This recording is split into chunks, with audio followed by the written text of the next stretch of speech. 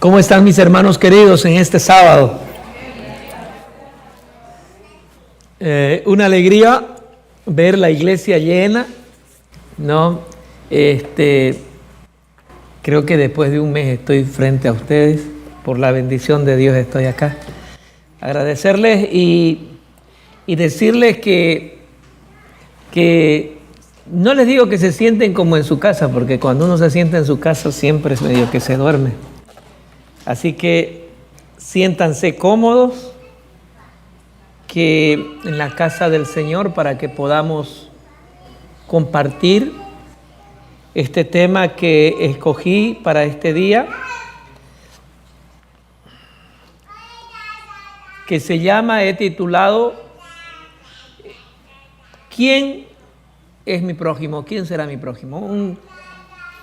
Me hubiera gustado que lo hayamos podido proyectar aquí, pero bueno, será para la próxima.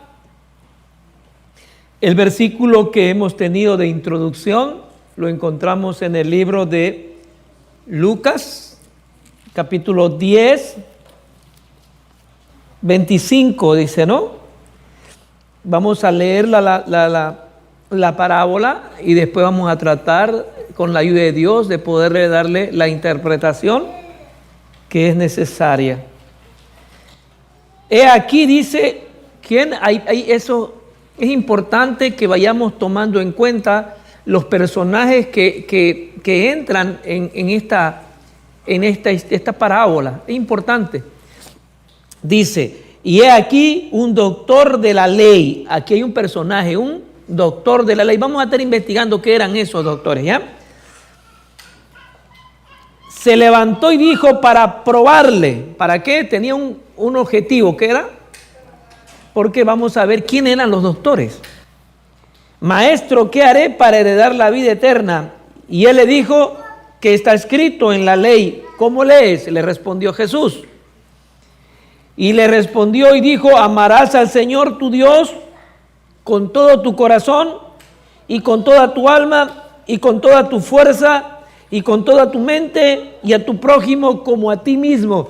Si ustedes se dan cuenta, qué respuesta espectacular que da el doctor de la ley, porque la está resumiendo en lo que Jesús también la resumió. Amar a Dios con todo su corazón y amar al prójimo. Fíjense la inteligencia y la sapiencia que tenía el doctor para responder.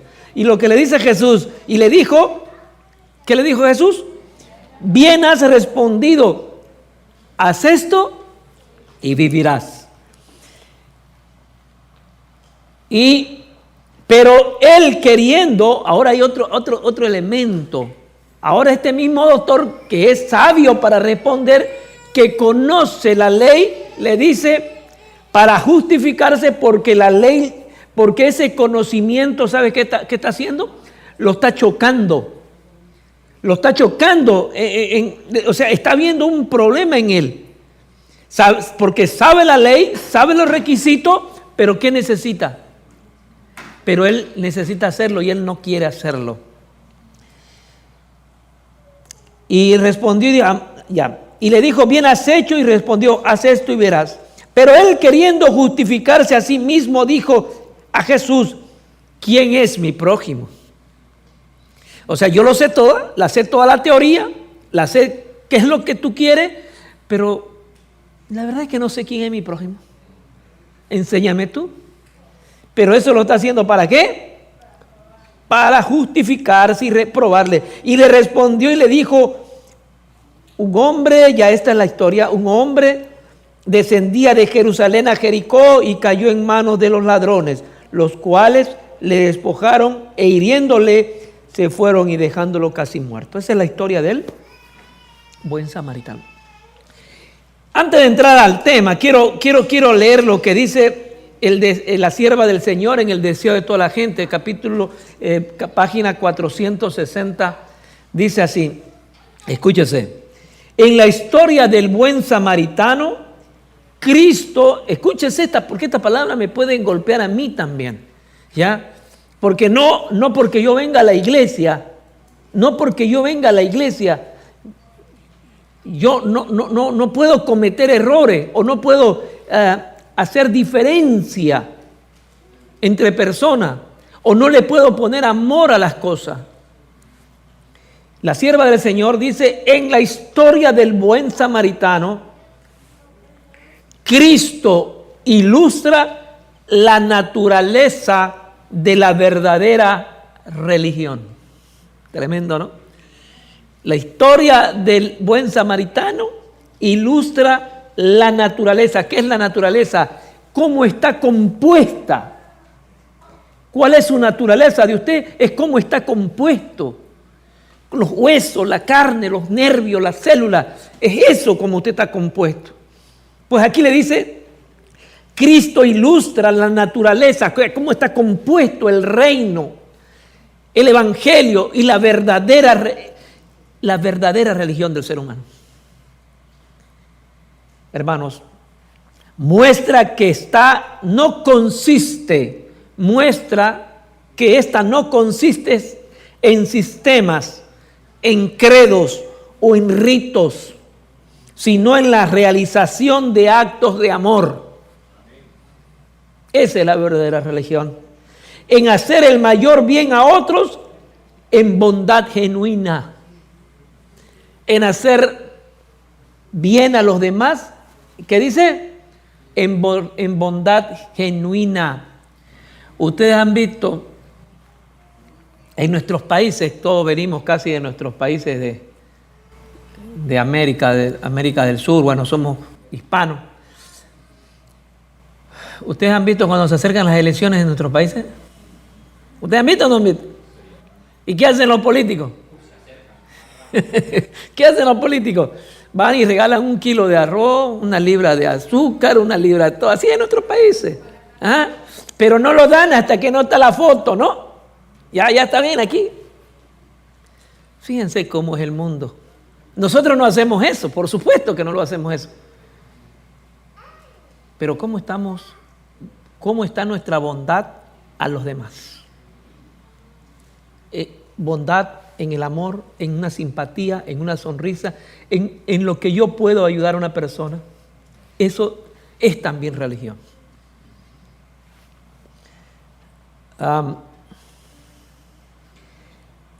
Quiero ver aquí,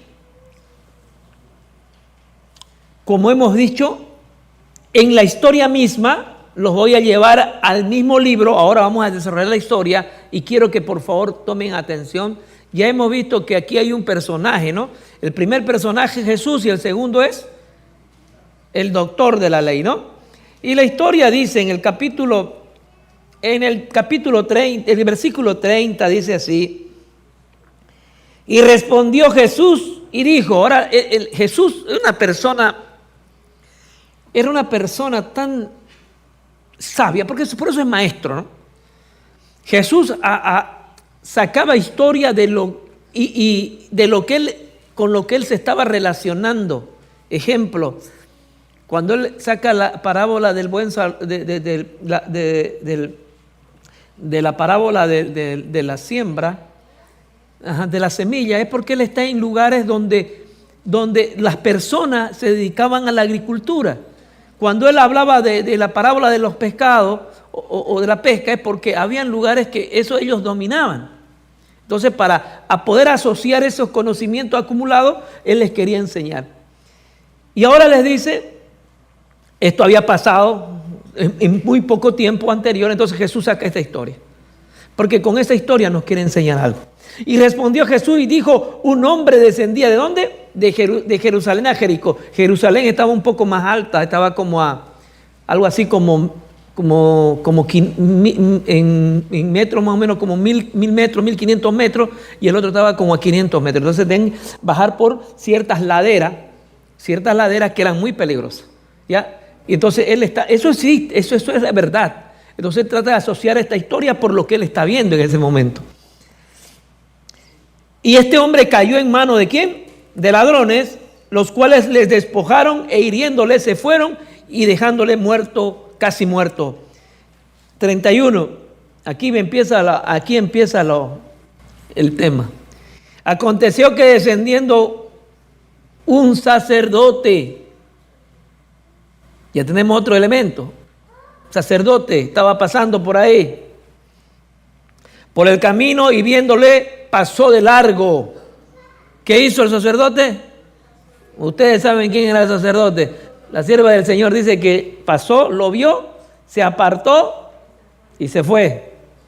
El sacerdote. Asimismo, el 32, el levita, el 32, asimismo un levita, otro personaje, ¿no? Y fíjense que va en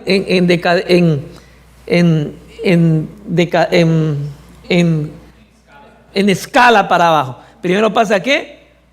Primero habla un doctor, después viene un sacerdote, después viene un levita.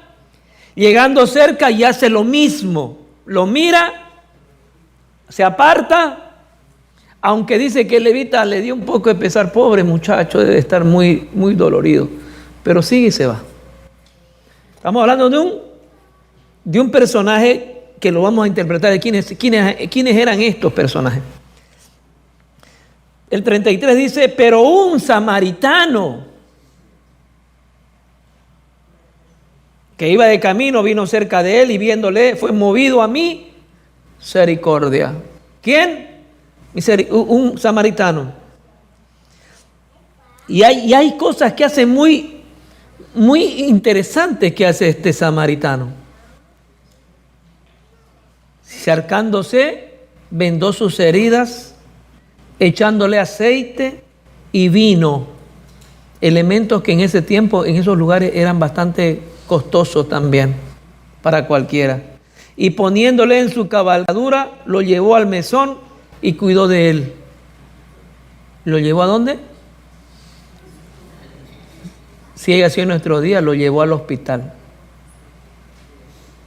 Porque mesonero era como en ese tiempo los mesoneros eran como una posada, son los que daban posada. ¿Sí?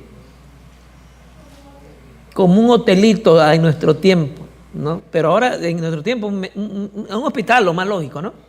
Pero fíjense que y al otro día, al partir, sacó 2 denarios. ¿Cuánto valía un denario?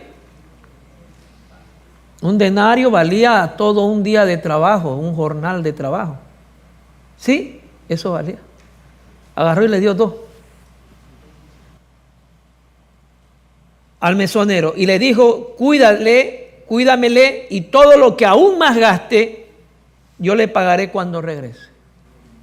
Ahí vemos, por eso lo que dice la sierva del Señor, me encanta, la historia del buen samaritano ilustra la naturaleza de la religión. Eso es lo que pasa. Y le hace Jesús la pregunta, ¿quién pues de estos 3 te parece que fue el prójimo del que cayó en manos de los ladrones? Y dijo, el que usó la misericordia con él. Entonces Jesús le dijo, ve y hazlo tú mismo. Y Jesús le dice, ¿y quién crees que sea su prójimo? Es que era tanto el desprecio que había entre los judíos y samaritanos, entre diferentes razas, que no quiso ni decir el samaritano. No quiso decir, no quiso que de sus labios salgan ese nombre samaritano. ¿Se dan cuenta cómo puede haber esos prejuicios? Incluso que todavía se han podido, se presentan dentro de nuestras iglesias. Porque este mensaje, querido hermano, no es para el gentil. Porque los personajes que están aquí, los personajes que aquí están trabajando son ¿quién?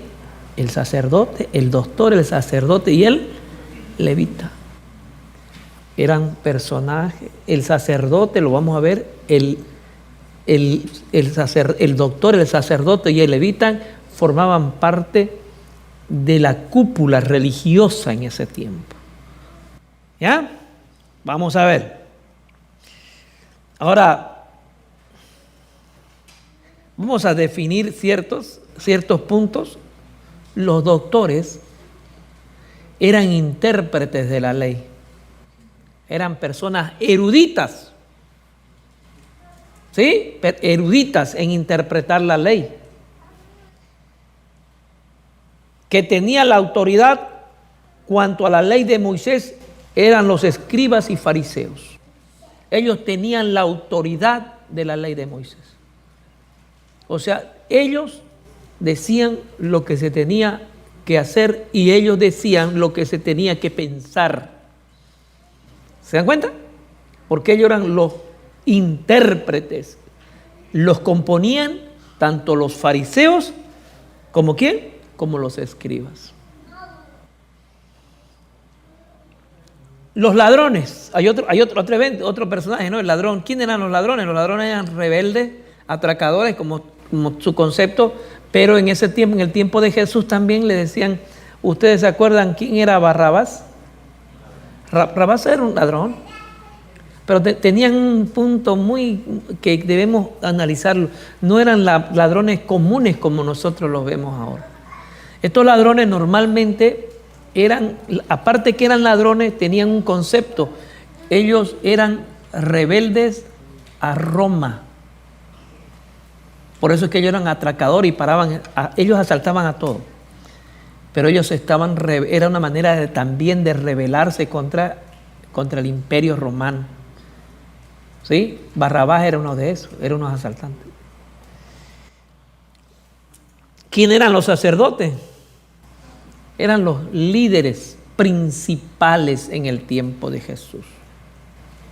¿Quién eran los sacerdotes? Los líderes principales. Eran los líderes religiosos principales, eran los principales, eran los sumos sacerdotes y eran compuestos inicialmente como Dios lo dijo. ¿Quiénes podían pertenecer al sacerdocio en el tiempo de Moisés? ¿Ustedes se acuerdan? No, al sacerdocio. Eran levitas, pero los sumos sacerdotes era la familia ¿de quién? De Aarón. Solamente ellos.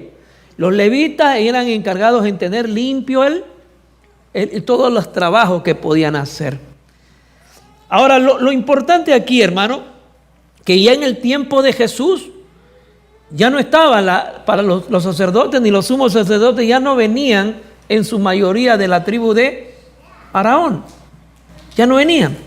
Eran ya personajes como los fariseos, los saduceos y los escribas. Ellos podían ahora ocupar el puesto de sacerdote por el tiempo que había pasado.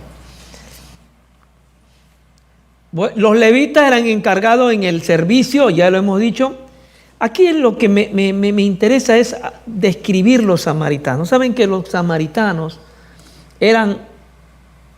inicialmente eran israelitas, ¿no? Ustedes saben eso. Los samaritanos, cuando hubo la división del reino del norte y el reino del sur, los samaritanos se quedaron con Jeroboam. Jeroboam fue el rey, el que se quedó, el que le usurpó el reinado a los hijos de Salomón. A Román, sí. Entonces este del norte se quedaron, eran como 9 tribus y media y el otro eran 2 tribus y media, pero quiero darle la historia para que podamos entrar en esto. Entonces esta tribu que se alojó en el lado norte con su capital Samaria y otras más, ¿saben qué? De poco en poco ellos se empezaron a separar de Dios. Los judíos los de Judá quedaron en el reinado del sur y siguieron respetando lo que Dios había mandado acerca de quiénes tenían que ser el rey.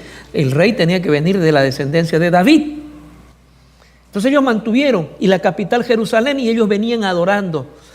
Pero estos del norte vieron que muchos israelitas sanos iban cuando había la Pascua, cuando había la fiesta solemne y se quedaban en Jerusalén y no querían volver porque reconocían que Dios había dicho que era en Jerusalén la adoración. Entonces cuando estos reyes del norte vieron esta situación, vamos a hacer una cosa, vamos a hacerle nosotros nuestro propio templo y le vamos a hacer, y como no tenían de la familia de Aarón ni tenían levita, entonces ellos buscaron buscaron a los más ancianos y los que posiblemente se veían bien y los ponían de sacerdote. Eso pasó. Entonces empezaron rápido a prostituirse en la fe. Ya empezaron a agarrar costumbres de afuera. Sin embargo, los de Judá se mantuvieron firmes. Por eso es que cuando empiezan a construir el templo, ¿ustedes se acuerdan lo que dice el libro de Esdras? ¿Han leído Esdras? ¿Qué hacen estos samaritanos? Corren a quererles ayudar y los judíos le dicen, no, ustedes no. Ustedes no pueden. Déjennos que nosotros construyamos el templo a nuestro Dios. Pero en realidad, estos también del norte eran judíos, pero a través del tiempo se habían mezclado también con todos los vecinos. Y al mezclarse con los vecinos, habían mezclado la ley de Dios, habían mezclado la adoración a Dios. Y ustedes se van a dar cuenta en todos los profetas menores, la mayoría de los profetas menores salen de Israel para amonestar a Israel, no tanto a Judá. Entonces eso pasó. Entonces los samaritanos, ya cuando llegan en el tiempo de Jesús, eran imposible que se puedan hablar, ni hablar. Los judíos llegaban por Samaria, preferían andar más, pero darle la cuenta y no contaminarse. Esa era la cosa. Ahora, mis hermanos queridos, lo que vamos a desarrollar es que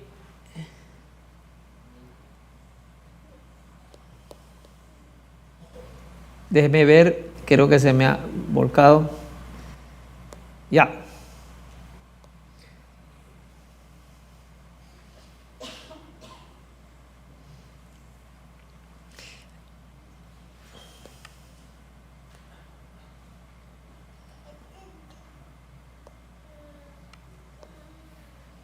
En el libro, ahí en el mismo libro de Deseo de toda la gente, dice este punto: el samaritano, escúchese, porque la historia del buen samaritano es que el que hace el bien es el samaritano. Es la persona que los confronta. Porque el que debió, y lo vamos a desarrollar más adelante, el que debió ser el primero tenía que haber sido el fariseo. Él debió ser el sacerdote, el levita, pero ninguno de los dos. Y la sierva del Señor dice: el samaritano, esto es la religión.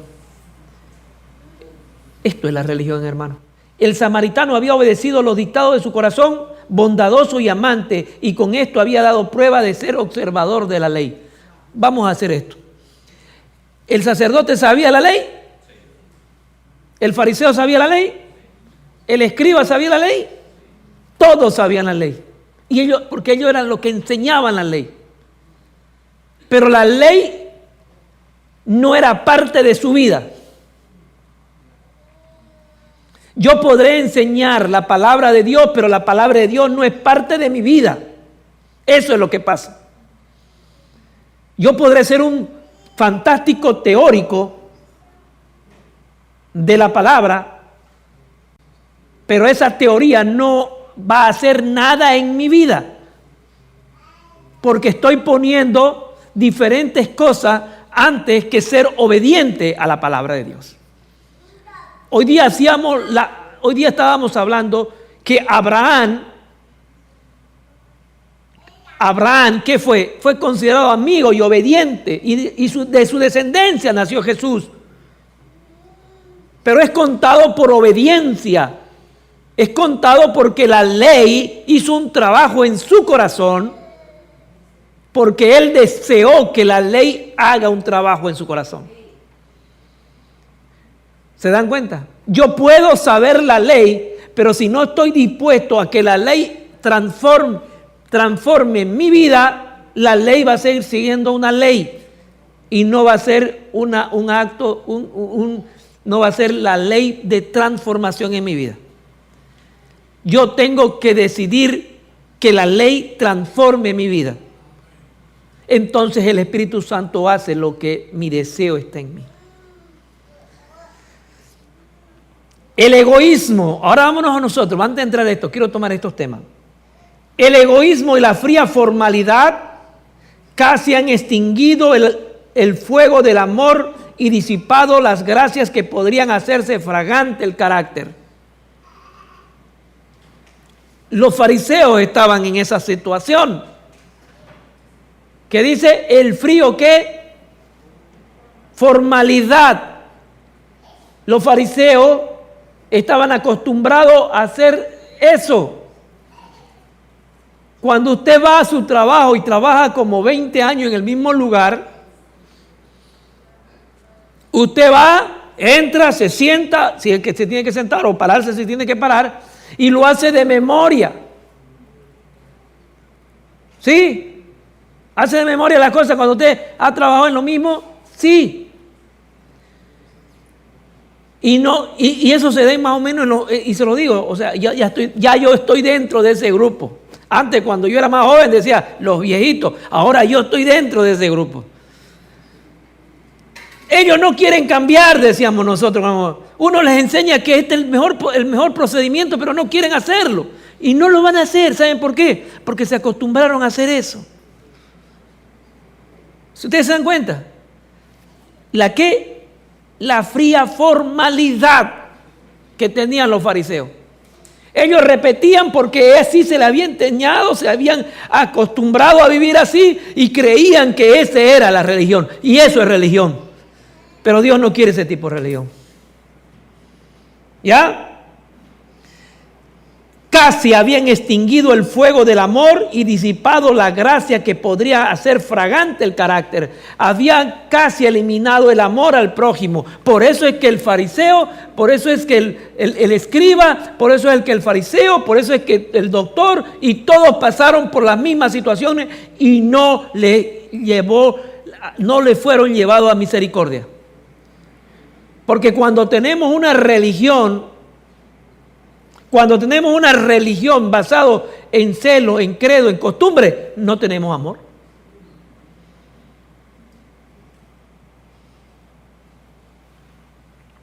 Muchos de los que profesan su nombre han perdido de vista el hecho de que los cristianos deben representar ¿a quién?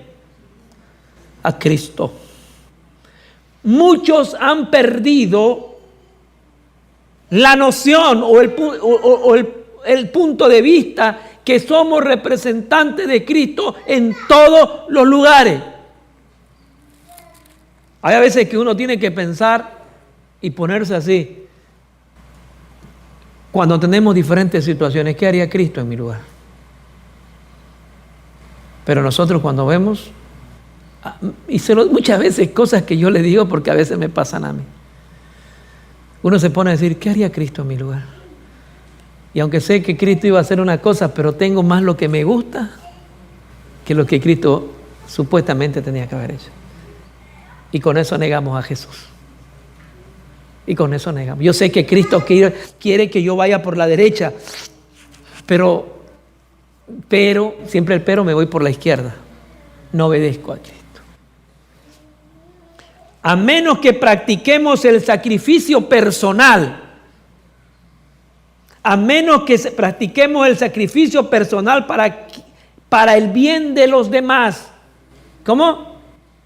A menos que practiquemos el sacrificio personal para el bien de los otros, de los demás, en el círculo familiar, en el vecindario, en la iglesia y en donde quiera que podamos, cualquiera sea nuestra profesión, nosotros somos cristianos. Donde vivamos, donde estemos, con quién nos relacionamos, nosotros somos representantes de Cristo en todos los lugares. Y a menos que no tengamos esa religión que transforma, vamos a ser individuos como cualquier persona, pero jamás tendremos la religión de Cristo.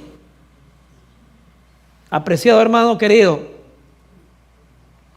en épocas del individualismo y el egoísmo, ¿será que estamos ahora en eso? ¿Será que estamos en esa época? Del individualismo y ¿qué? Y el egoísmo. Llega un virus que se combate principalmente con solidaridad y con empatías por los otros. Este tiempo, cuando todo el mundo quiere hacer lo que uno quiere hacer, y que solamente existe uno y los demás no existen, en este mundo cuando estamos pensando que solamente yo existo y el prójimo no existe, en este mundo donde pensamos que mis problemas son míos y los demás no tienen problema, en ese mundo estamos.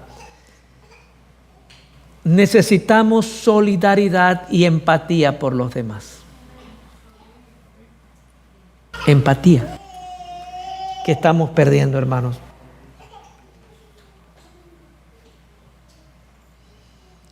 Satanás, hermanos, amonestando a su iglesia. Dios amonestando a su iglesia. Satanás sabe el carácter de cada uno de nosotros. ¿Por qué en nuestras iglesias a veces hay muchas discusiones y peleas entre nosotros? ¿Por qué? ¿Por qué tengo que hablar para la hermana tal o para el hermano cual? ¿Por qué nace ese sentimiento? Yo no quiero hacerlo, pero lo hago.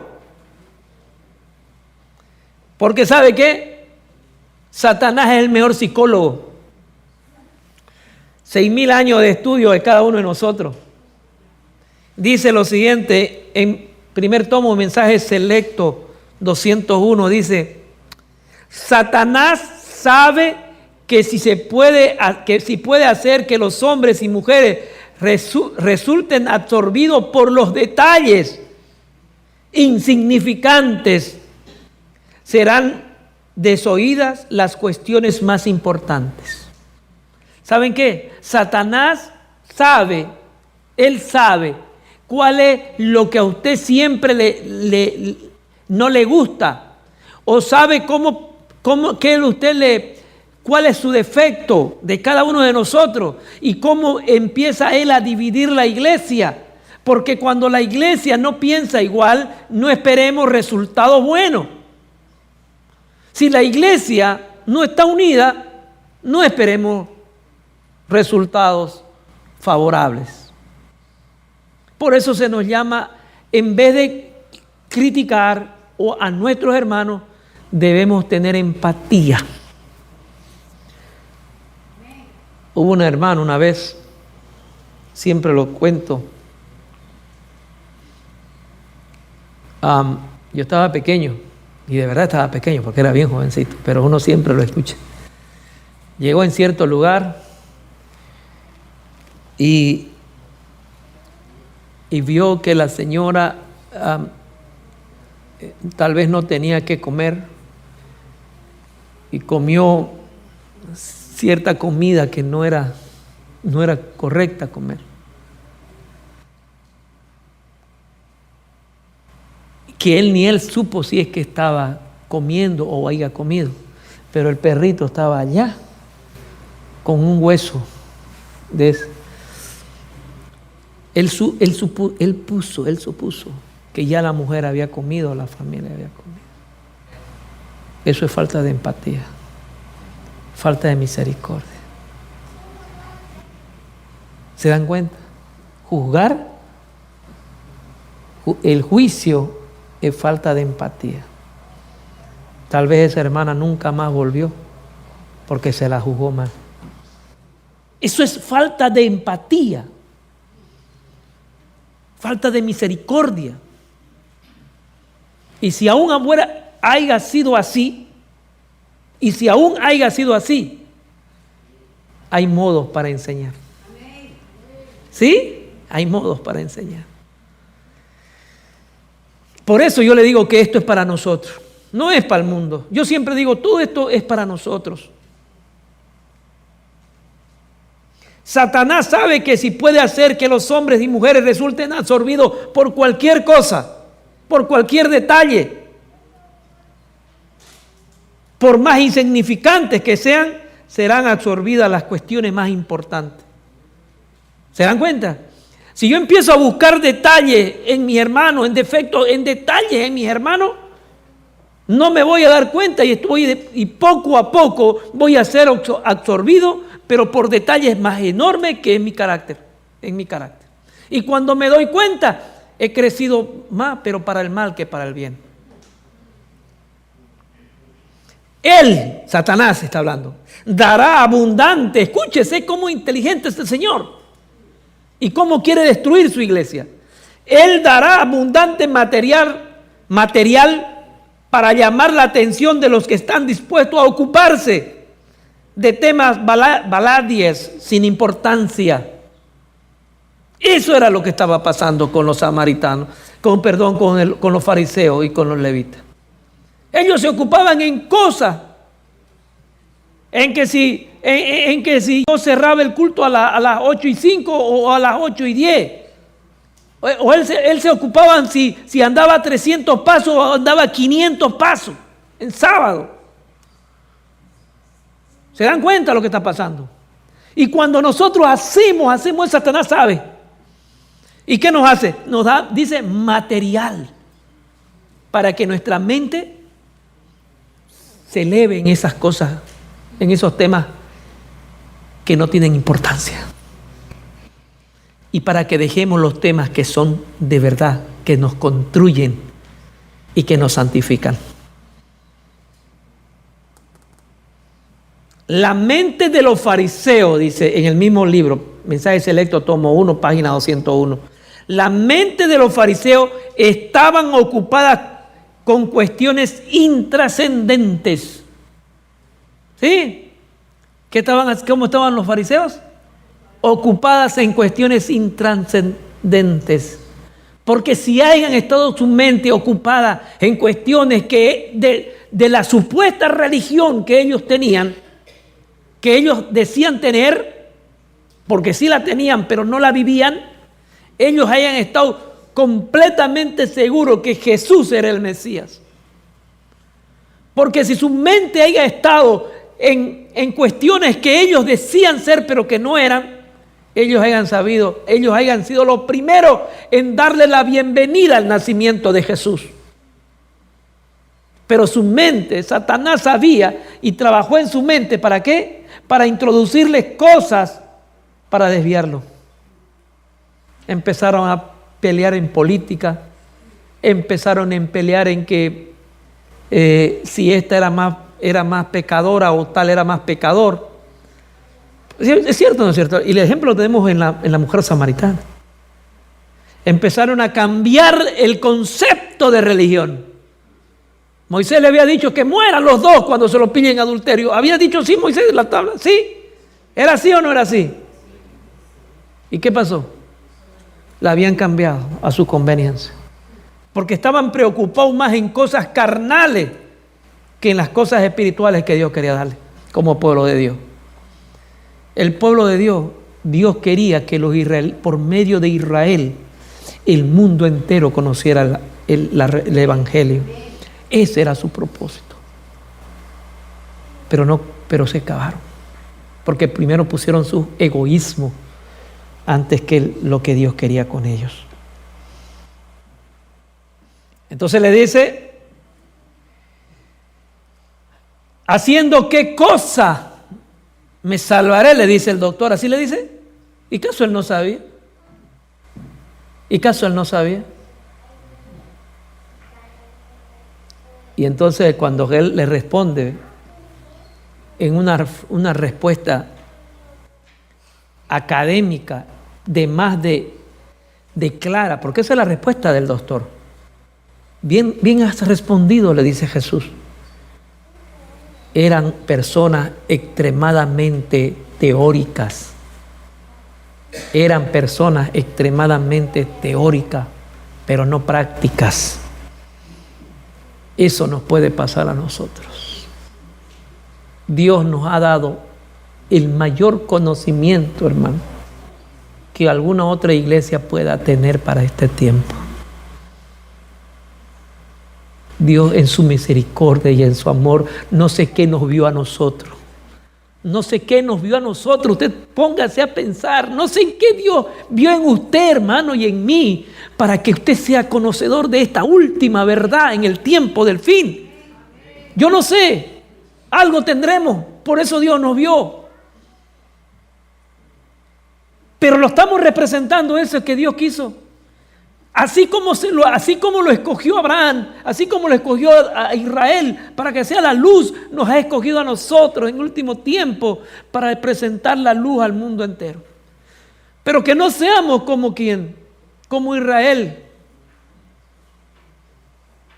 Palabra de vida del gran maestro en el 300, página 311 dice: el doctor de la ley que le preguntó, haces bien, hace esto, y haciendo qué cosa haré. Eso lo que pregunta este doctor. El doctor de la ley no estaba satisfecho con la posición y las obras de los fariseos. ¿Había algo de luz? Sí. ¿Había algo de luz? Sí. Este doctor lo estaba mirando a los fariseos y a los escribas y estaban viendo que su vida era un desastre. Eso es lo que está diciendo la hermana Güey. El doctor de la ley no estaba satisfecho con la proposición y las obras que los fariseos había estado estudiando. Había estado estudiando las escrituras con el deseo de conocer su verdadero significado. Tenía interés vital en el asunto y preguntó sinceramente: ¿haciendo qué cosa heredaré el reino del cielo? Es que a veces nosotros, sinceramente, así como él inicialmente, queremos ser diferentes, queremos cambiar para nuestra salvación. Pero cuando vemos que las cosas humanamente las vemos que son duras, empezamos a justificarnos. El joven rico está en la misma situación. Y Jesús le dice lo mismo. Y él responde: desde mi juventud le he guardado. Apreciado hermano, tener el interés para la salvación no debe ser un impulso de un momento. Tener interés para la salvación debe ser un impulso de toda la vida. ¿Es difícil? Sí. ¿Humanamente difícil? Sí. Por eso estoy poniendo nuevamente, humanamente difícil, sí. Pero con la ayuda del Espíritu Santo somos más que vencedores, hermano. Y Dios nos ha puesto para ser vencedores. Dice, Cristo sabe y Cristo sabía que es difícil ser salvo en este tiempo como lo fue siempre. Cristo sabía que nadie podía obedecer hoy la ley por sus propias fuerzas. Él sabía.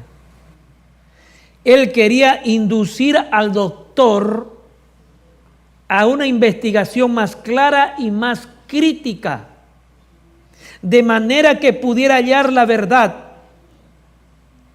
El doctor sabía, pero Jesús quería inducirlo a que perfore más profundo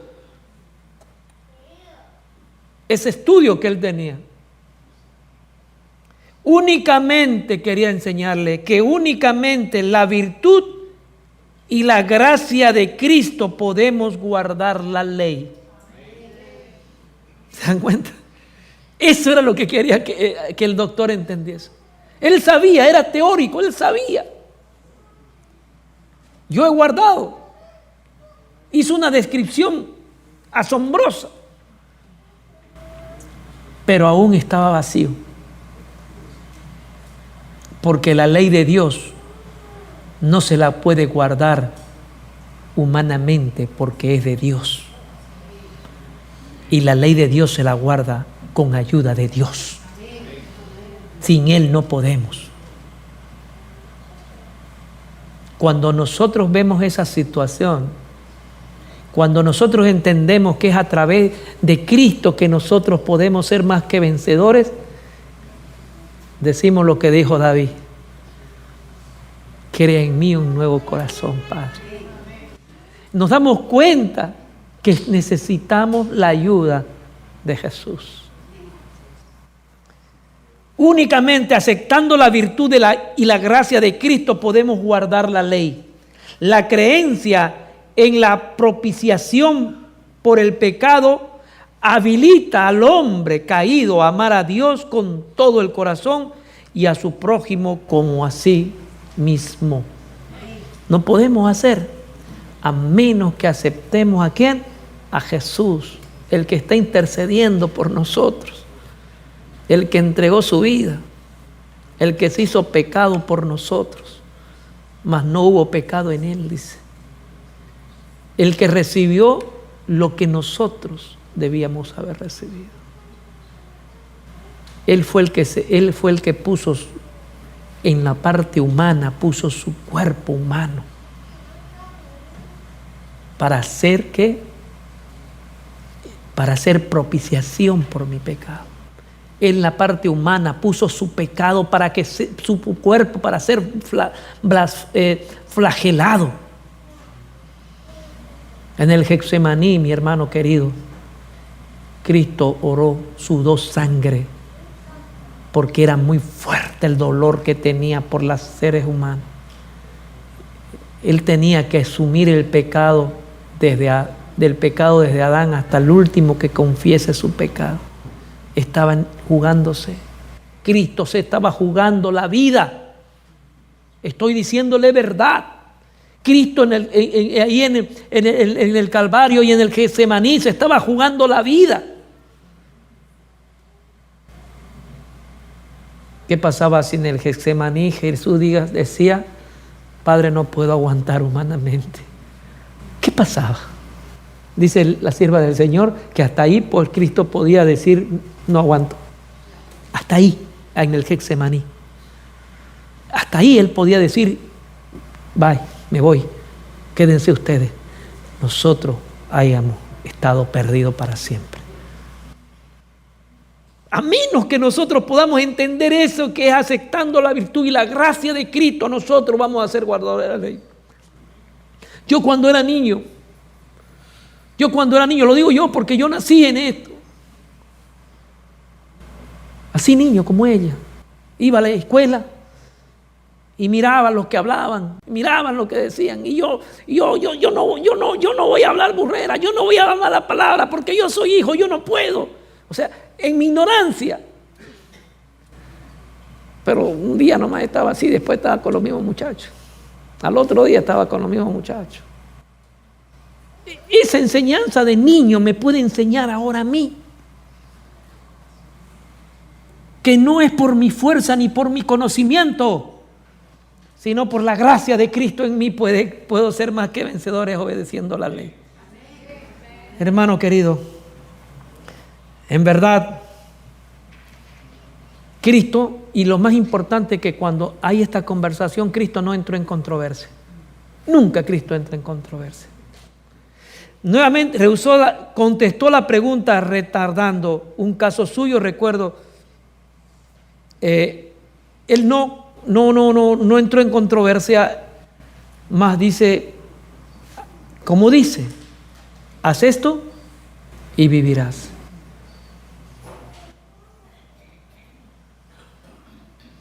En este camino, hermano, en este camino de Jerusalén a Jericó, el camino condució a una hondosa, desierta y rocosa que estaba infectada de bandidos. ¿Cómo estaba ese lugar? Y era verdad lo que estaba. La parábola, el cuento que Cristo está dando es sobre algo que está sobre la naturaleza, pero real. Infectada de bandidos y que a menudo era escenario de actos de violencia. Mientras estaba caído, dice, en palabra de vida del gran maestro también está. Mientras yacía en la condición, pasó por el sendero un sacerdote. ¿Quién era el sacerdote? El que ministraba en el templo. ¿Quién era el sacerdote? El que bendecía y el que era que en ese tiempo era como representante de Jesús. Menos mal no dice el sumo sacerdote, porque haya sido lo peor todavía. Pero el sacerdote estaba todos los días haciendo ¿qué? Todos los días hacía el sacrificio vespertino, el de la mañana y el de la tarde. ¿Sí o no? El sacerdote. El sacerdote se nutría con la sangre, él sabía que esa sangre representaba a Cristo. Por lo tanto, era imprescindible que este hombre no conociese un poquito de misericordia contra la otra persona, sabiendo que Jesús iba a venir y que estaba poniendo su vida por los seres humanos. Él sabía, pero que no fue movido a misericordia. Vio al hombre tirado, herido y mayugado y revolcándose en su propia sangre, pero lo dejó sin prestarle ninguna ayuda. Se pasó de lado y entonces apareció un levita, también hizo lo mismo. El sacerdote que hacía todos los días era el que venía, la gente venía y le daba el corderito, y el sacerdote agarraba tanto en la mañana como en la tarde, hacía el sacrificio para el perdón de las personas que venían. O sea, supuestamente era, si lo llevamos en nuestro tiempo, era un ministro. Era un ministro. Pero sin corazón. Y luego pasa el levita. ¿Quién era el levita? El que estaba ayudándole al sacerdote todos los días. ¿Se da cuenta? El levita, y era muy estudiado, el levita era muy versado en las cosas, en la ley también. Pero también se hizo un lado, dice. Pero un samaritano viajando por el mismo camino vio al que sufría e hizo la obra que los otros habían rehusado hacer y que era su obligación hacerla. En realidad, le digo, hermano, no era la obligación del samaritano hacer la obra de misericordia. Pero vemos cómo la religión práctica lo lleva a hacer actos de misericordia al ser humano.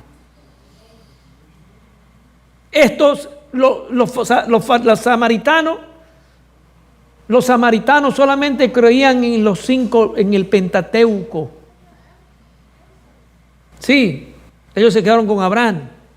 Por eso es que cuando la mujer estaba en el pozo le dice, sí, nosotros sabemos que va a ser, sí, porque nosotros también somos hijos de ¿quién? De Abraham, le dice. Ellos, los samaritanos, solo creían en el Pentateuco. Y los judíos conocían hasta donde en ese tiempo se había escrito a los profetas. Quienes deberían dar ejemplo de quién, de amor, misericordia, deberían ser los fariseos y los escribas. Pero un samaritano viajando por el mismo camino vio al que sufría e hizo la obra de los que habían rehusado. Con amabilidad y bondad ministró al hombre herido. Muy importante, con amabilidad y bondad, que esos actos de misericordia nosotros nos salgan de adentro. Cuando usted va a hacer un acto de misericordia, que le salga de adentro, no porque es su obligación, porque Dios no lo acepta cuando dice, cuando usted pone en duda y decir, voy a hacerlo, porque cree que de esa manera va a alegrar a Dios, está equivocado. Porque tiene que ser, la religión práctica hace que mis obras nazcan, que salgan. Pero cuando empiezo a decir, hombre, pero no habrá otro por ahí que le ayude, estamos pensando mal. Hay a veces, hermano, que nosotros vemos esos que están allá perdidos en el mundo, que están drogados, que están de todo. Y a veces vienen y nos piden dinero. ¿Y cuál es su pensamiento? Dígamelo, ¿cuál es su pensamiento rápido? ¿Le doy? Si le doy, ¿para qué va a ser? Si le doy, ¿qué dicen? Díganlo. Si yo le doy $1, es para que se sigan comprando drogas. Ese es el pensamiento que nosotros tenemos. ¿O no es así? ¿O no? Cuando nosotros deberíamos hacer el acto de misericordia, no. La cuestión es ayudarle, independientemente de qué pueda hacer. Yo ayudar a Dios en el libro de las memorias. No está por qué lo iba a ocupar. En el libro de las memorias, de mi libro, va a tener que yo hice un acto de misericordia. Y eso es lo que a mí me interesa. ¿Se dan cuenta? Eso, hermano, lo que tenía el samaritano. Y eso es lo que nos puede enseñar a nosotros. Amabilidad. Viéndole fue movido a misericordia y llegándose vendó sus heridas. Hermano, dice, tanto el sacerdote como el levita profesaban piedad en este tiempo. Tanto el pastor, el obrero, el ministro, si ella ha estado describiendo esto, ella está diciendo, tanto el ministro, el pastor, el obrero, el diácono, profesaban piedad, si lo llevamos a nuestro tiempo. Profesaban. Y hermanos que estamos aquí, profesamos piedad. Pero el samaritano mostró que él estaba verdaderamente convertido. Pero el samaritano, ¿qué? Mostró que estaba verdaderamente convertido. No era más agradable para él hacer la obra que para el sacerdote y el levita, pero por el Espíritu y por las obras demostró que estaba en armonía con Dios. Le costaba también el hecho de gastar su dinero, el hecho de gastar su tiempo, también le costaba al samaritano, sí. Pero ahí se ve de qué estamos hechos.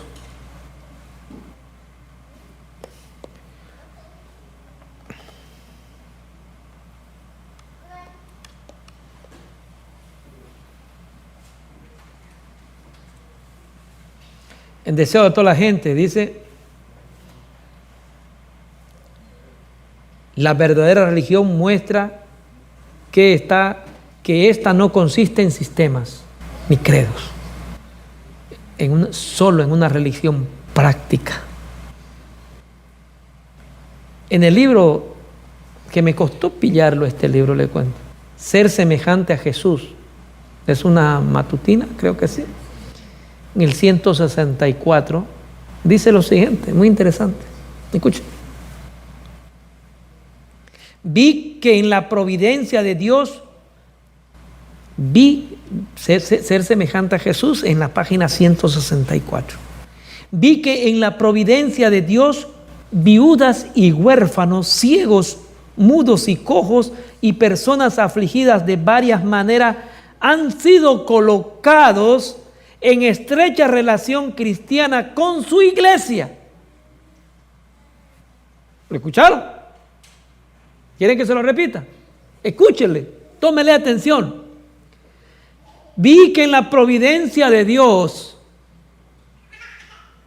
viudas, huérfanos, ciegos, mudos y cojos y personas afligidas de varias maneras han sido colocados en estrecha relación cristiana con su iglesia. ¿Usted lo vio? Es un propósito que haya necesidad y que yo pueda. Es un propósito que haya personas con necesidades. Porque esa es la forma como Dios me está viendo, cómo yo tengo una respuesta a esa necesidad de las personas. Si no hubiera necesidad en persona, mi corazón haya sido egoísta. Es una manera de enseñarnos benevolencia.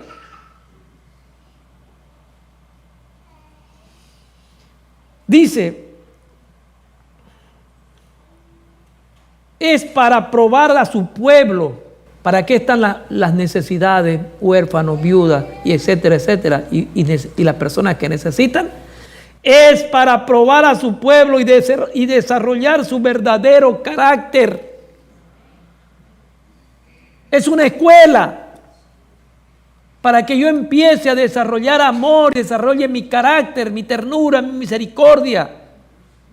¿Se dan cuenta de lo que le estoy diciendo? Y no solamente es necesidad de dinero, hay muchas necesidades de diferentes cosas. Apreciado hermano, los ángeles de Dios vigilan. ¿Cómo dice? Vigilan para ver cómo tratamos a estas personas que necesitan nuestra simpatía, amor y benevolencia desinteresada. ¿Qué hacen los ángeles?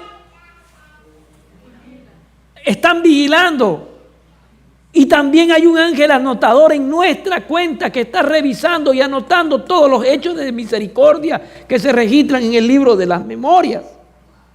O sea, es serio esto, hermano. Por eso Dios nos hizo que esta es una escuela. Esta es la forma en que Dios prueba el carácter. Ser semejantes a Jesús 164. Porque Cristo tiene que está trabajando en nuestro carácter.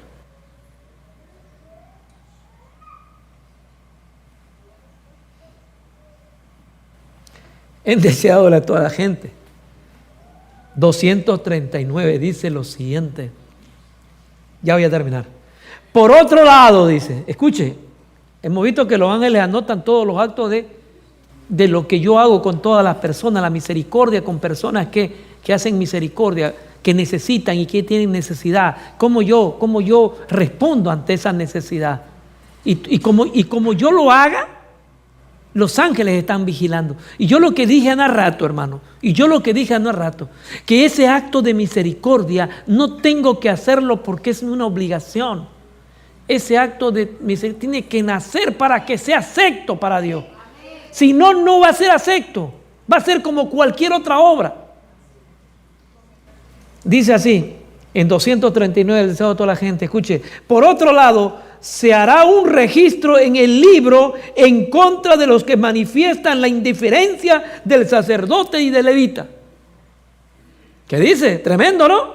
Se lo leo de nuevo. Por otro lado, dice, se hará un registro. Se está llevando un registro en el libro en contra de los que manifiestan la indiferencia del sacerdote y del levita hacia el infortunado y contra aquellos que sacan todas las ventajas posibles de los infortunios y de los demás. ¿Ustedes se dan cuenta de lo que estoy diciendo? También lo están siendo registrados. ¿Cómo respondo a esas necesidades? Dios me los pone, pero es para que yo pueda hacer ¿qué? Trabajar en mi carácter. Tengo que trabajar en mi carácter. Algo necesita. No ayudar porque es necesario. Ayudo porque vivo una religión práctica. ¿Sí?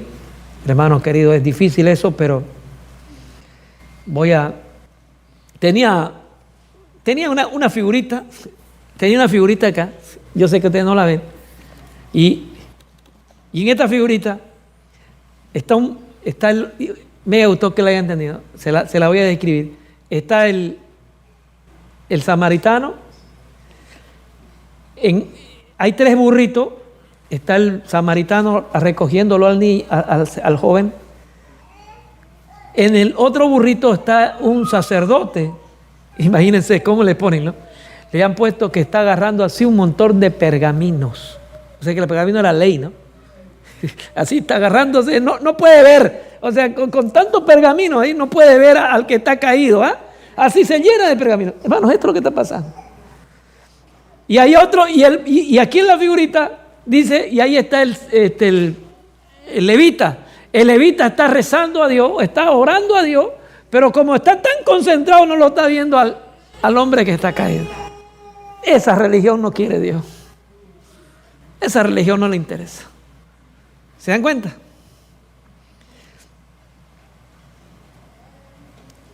No debemos excusarnos de nuestra responsabilidad. Él dijo, ¿quién es mi prójimo? ¿Sabía quién era su prójimo? Sabía. Y él cuando hizo la exposición perfecta de amar a Dios y a su prójimo, no lo voy a leer por el tiempo, dice que él no guardaba ni los primeros 4, ni guardaba los otros 6.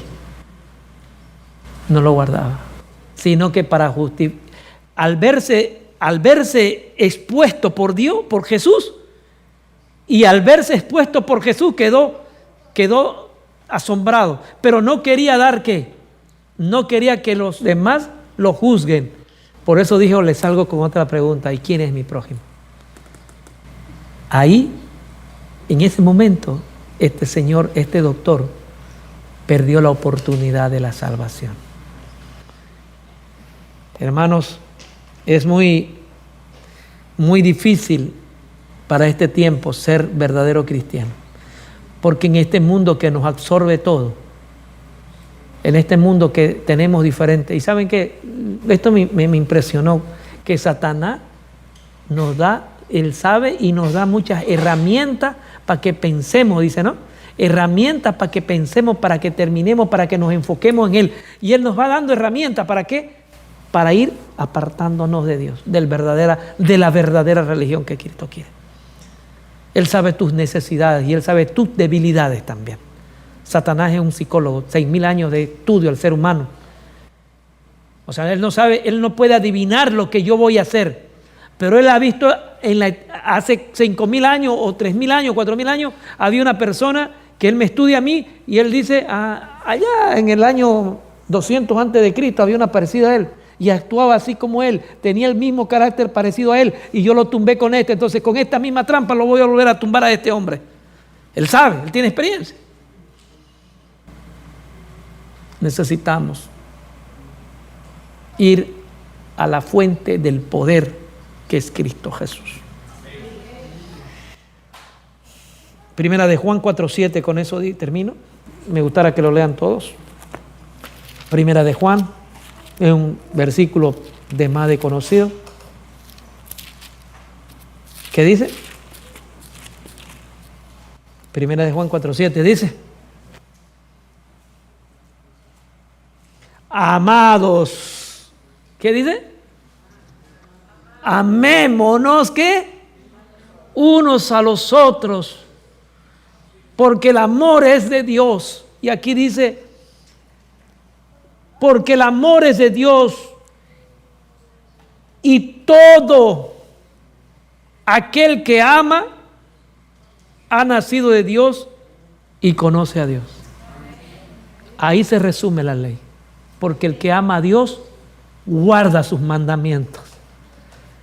Porque el que ama a su prójimo guarda los mandamientos también.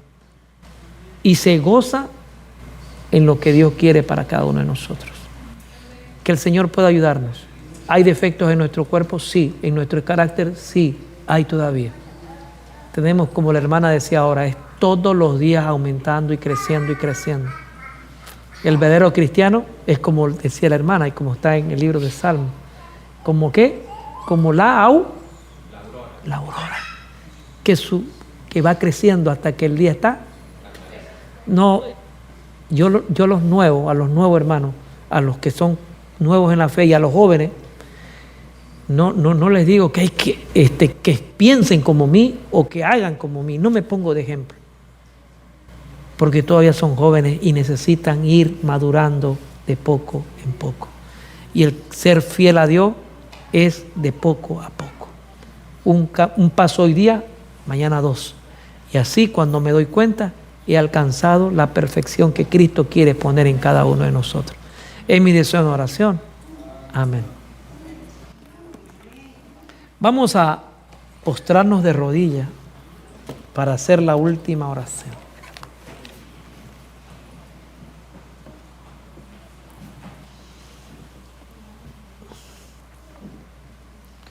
Oremos. Padre nuestro que estás en el cielo, santo, santo eres tu nombre, Padre.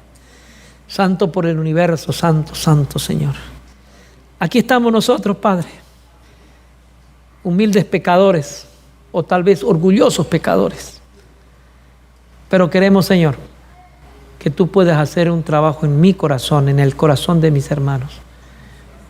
Borra nuestras rebeliones y lava nuestro corazón, Padre. Lava nuestra mente, nuestro espíritu, nuestro corazón, nuestra carne que está siempre tendida al mal. Haz el trabajo que tienes que hacer en nuestro corazón y en nuestra vida. Sabemos que los cambios son duros, Señor, pero ayúdanos a vencerlos. Ayúdanos a caminar contigo Y lo que nos está estorbando para estar junto a ti, sácalo, Señor. Ayúdanos a resistir ese dolor, porque nosotros como humanos estamos acariciando siempre el pecado. Pero tú quieres hacer una cirugía en nosotros. Ayúdanos, Señor, hazla pronto, Padre, para que cuando se cierre el tiempo de gracia, nosotros hayamos podido vencer y seamos vencedores, Padre, y estar contigo en aquel día. Eso es lo que queremos, Señor. Que aquel día, cuando tú vengas, decir: aquí está nuestro Dios, lo hemos esperado y Él nos va a salvar.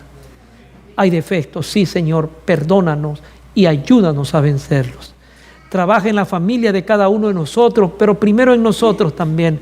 Lleva las bendiciones a nuestra familia, a nuestros hijos y a aquellas personas que tienen necesidades físicas, espirituales, o personas físicas, o cualquier tipo de problema, Señor. La gente que tiene dolor, tú seas su sanador, Padre.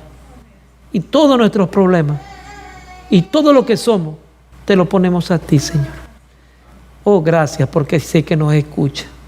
También te pido que bendiga la mano de aquellas personas que cocinaron para este momento, para el alimento físico.